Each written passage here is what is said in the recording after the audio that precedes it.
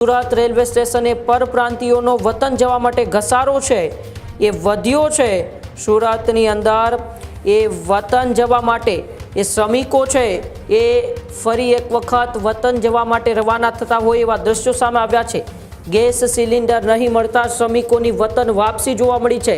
આ આકાશી દ્રશ્યો જે સુરતના ઉધના રેલવે સ્ટેશનના તમે જોઈ રહ્યા છો।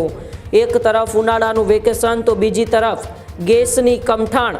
ઉદ્યોગોમાં કામ ઠપ થવાને લીધે પણ શ્રમિકો છે વતન તરફ વળ્યા છે। કાળઝાળ ગરમી વચ્ચે સ્થિતિ છે અનિયંત્રિત બની છે। હજારો શ્રમિકો એકઠા થતા પોલીસે લાઠીચાર્જ કરવાની પણ ફરજ પડી હતી।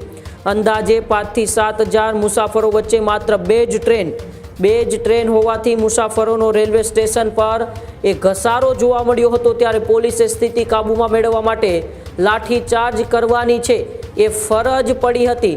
ત્યારે આ દ્રશ્યો તમે જોઈ રહ્યા છો તે ઉધના રેલવે સ્ટેશનના આ આકાશી દ્રશ્યો છે જેમાં એ શ્રમિકોનો ઘસારો જોવા મળી રહ્યો છે। જેમાં સૌથી મુખ્ય કારણ છે કે ગેસ સિલિન્ડરની જે અછત છે, અછતને કારણે આ પરપ્રાંતીય મજૂરો છે તેમનું કોઈ પણ આધાર પુરાવો ગુજરાતનો ન હોવાથી તેમને એ કાયદેસર રીતે ગેસ કનેક્શન અથવા તો ગેસનો બાટલો છે તે નથી મળી રહેતો અને તેને લઈને જ તેમને બ્લેકમાં ગેસનો બોટલ અથવા કનેક્શન લેવું પડે છે અને તેમાં અત્યારે એ ઊંચા ભાવો લેવામાં આવે છે અથવા તો એ બ્લેકની અંદર ગેસનો બાટલો મળતો જ નથી તેવી પરિસ્થિતિ છે। તો બીજું કારણ એ પણ છે કે કોમર્શિયલ ગેસની કટોતી હોવાથી ઘણા ખરા ઉદ્યોગો ઉપર એ માઠી અસર પડી છે।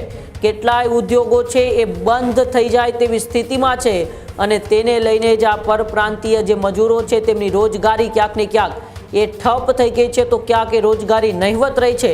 તેને લઈને આ મજૂરો ફરી એક વખત પોતાના વતન તરફ છે પાછા વળી રહ્યા છે। અને ત્રીજું કારણ આપણે એ પણ માની શકીએ કે ઉનાળાની કાળઝાળ ગરમી વચ્ચે એ વેકેશનનો માહોલ છે એટલે વેકેશન માણવા પણ પોતાના વતન જતા હોય। પરંતુ આ ત્રણ કારણો વચ્ચે સુરતના ઉધના રેલવે સ્ટેશન પર આ દ્રશ્યો સર્જાયા જેમાં ભીડ વચ્ચે કોઈ અનિચ્છનીય ઘટના ન બને માટે પોલીસે એ લાઠીચાર્જ કરવાની પણ ફરજ પડી હતી અને આ યુદ્ધની જે અસર છે છેક હવે સુરત સુધી અત્યારે દેખાઈ રહી છે। આ જ પ્રકારની તમામ અપડેટ જોવા માટે ન્યૂઝરૂમ ગુજરાતને લાઇક, શેર અને સબસ્ક્રાઇબ કરવાનું ભૂલતા નહીં।